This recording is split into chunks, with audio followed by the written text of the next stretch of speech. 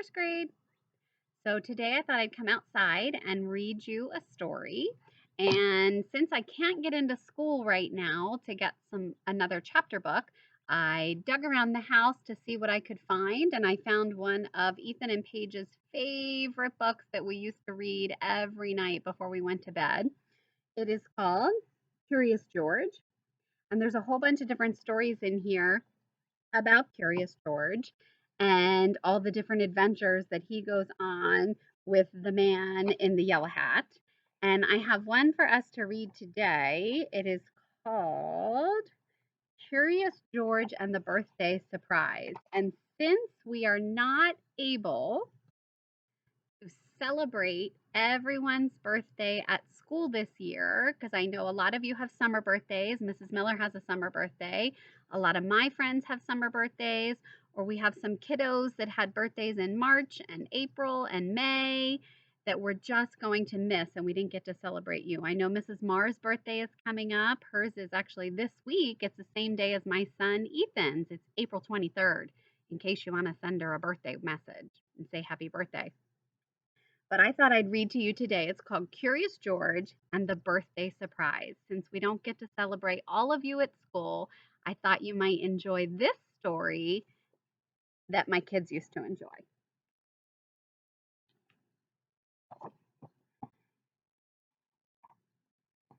So if you're not familiar with Curious George, he's always with the man in the yellow hat. This is George. He was a good little monkey and always very curious. And today is a special day. The man with the yellow hat told George at breakfast, I have a surprise planned for you and lots to do and lots to get ready. You can help me by staying out of trouble. George was always happy to help. And also, if you don't know George, George always gets into a lot of trouble. Later, while George was looking out the window and being very good, he heard some tinkly music. It was coming from an ice cream truck. George watched as the whole line of children and their dogs enjoyed some ice cream treats. It looked like fun.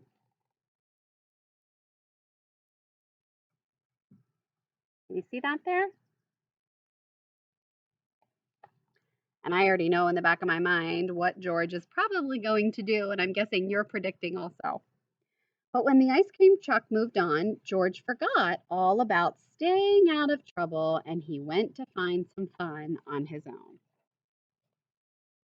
In the living room, George found noisemakers and hats and games. Could this be part of his friend's surprise?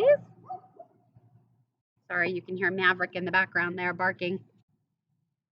Before George could find out, he spotted some streamers, some balloons, and some colored tissue paper. He could not resist. Oh boy, I wonder what he's going to do with it.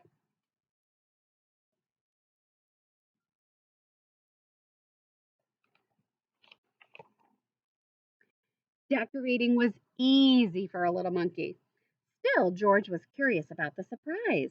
And what was that good smell coming from the kitchen? George followed his nose. Take a look at his decorating here.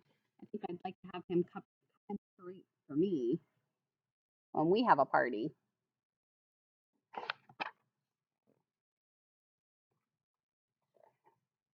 It was a cake, and it looked as good as it smelled.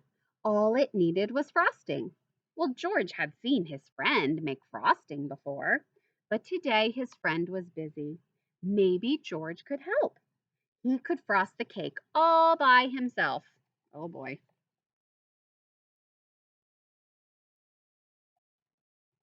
First, George put a bit of this in a mixing bowl, and next he added a bit of that, and then he turned the mixer on.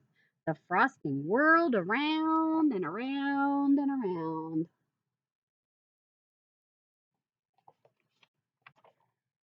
It was whirling a little too fast, but when George tried to stop the mixer, it only went faster and faster and faster. And of course, George lifted up the beaters out of the bowl, and the frosting flew everywhere.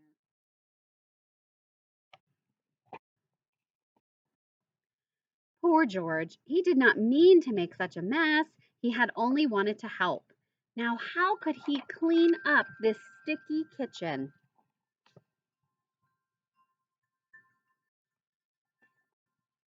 Just then, George heard that tinkling music sound again. Can you hear my wind chimes in the background? That's like perfect timing. The ice cream truck was coming back up the street, and George had an idea. So quickly he opened the door. Oh, that means he's leaving the kitchen, the messy kitchen. And he invited all the dogs inside for a treat. And in no time at all, the kitchen was as clean as a whistle. Here comes the dogs again. And I don't know if you know or have a dog, but they sure do love to eat things, especially when it's people food. When the dogs finished their snack, George took them back outside. The ice cream truck was still there, and so was his friend. George, said the man in the yellow hat, I've been looking for you. It's time for your surprise. George had found hats, games, decorations, and a cake. He was curious. Was the surprise going to be a party?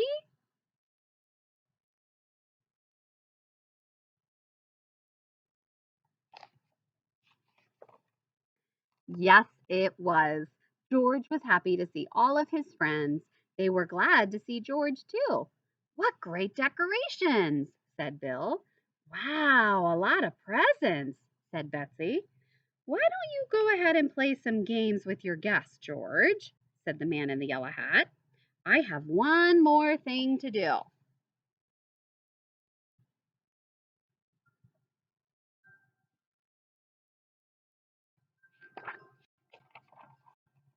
When George's friend came back, he was carrying a cake covered in candles.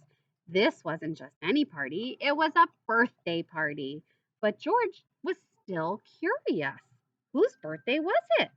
He watched to see who would blow out the candles. The man with the yellow hat put the cake down right in front of George. That was a surprise. It was George's birthday. The party was for him. Everyone sang happy birthday, and then George took a deep breath